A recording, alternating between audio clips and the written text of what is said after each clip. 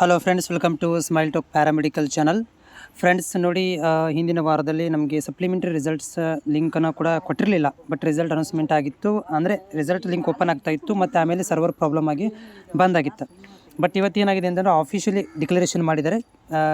Paramedical board ವತಿಯಿಂದ ಲಿಂಕನ್ನು ಕೂಡ ಕೊಟ್ಟಿದ್ದಾರೆ, ಆಫಿಷಿಯಲ್ ಲಿಂಕನ್ನು ಕೂಡ ಕೊಟ್ಟಿದ್ದಾರೆ. ನೀವು ಹೋಗಿ ನೋಡ್ಕೋಬೋದು. ಇಲ್ಲಿ click care for results supplementary ಅಂತ ಬರುತ್ತೆ.